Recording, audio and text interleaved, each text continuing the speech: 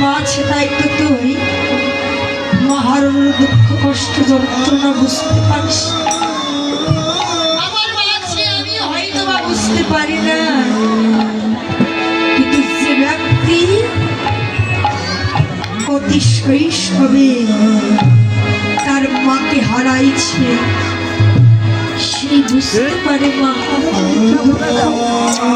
কি কষ্ট, কি জ্বালা, কি যন্ত্রণা। কেননা জাগতিক জগৎ সংসারে ভাই বলো, বন্ধু বলো, বান্ধব বলো, যাদের কথাই বলো না কেন, তোমার প্রকৃত বন্ধু হলো একমাত্র তোমার মা, যার কাছে তুমি দুঃখ কষ্ট আনন্দ বেদনা সব প্রকারের কথাই প্রকাশ করিতে পারো। কিন্তু অতি শৈশবে যেই তার মাকে হারাইছে, না জানি ওই শৈশব হইতে বড় হওয়া পর্যন্ত তার হৃদয় মাঝে কত দুঃখ কষ্ট যন্ত্রণাকে সহ্য করতে হয়েছে।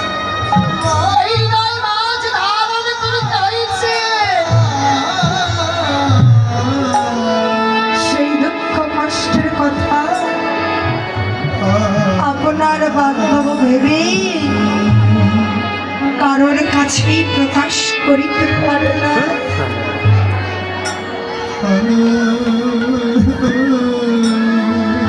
তাই দেখিলে মায়ের মুখ খুঁজে যাই সকল দুঃখ, মানে যার সংসার অরণ্যতা,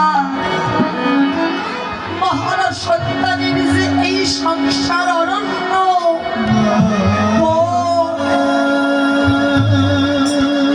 তাই আর বিলম্ব না করে চল আমরা সকলে যার যার মায়ের কাছে ফিরে যাই।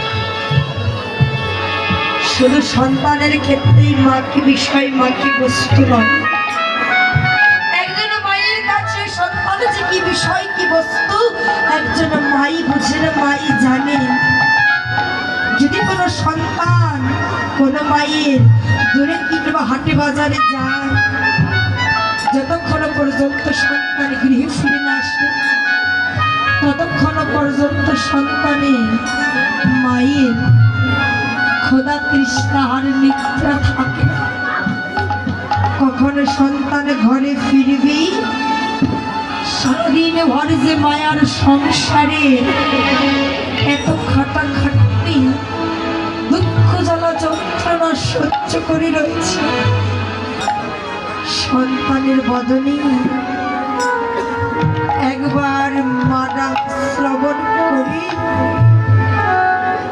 দুঃখ কষ্ট জ্বালা যন্ত্রণাকে নির্বাচিত করে দেবে। কিন্তু একবারে যেই এই জগৎ সংসারে মাকে হারিয়েছে, তার তো দুঃখ কষ্ট জ্বালা যন্ত্রণা নির্বাচিত করিবার মতো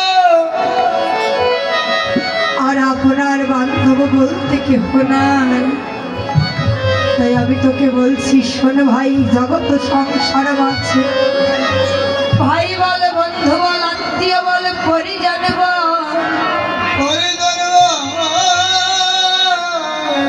আমার যে মায়ের মতো না।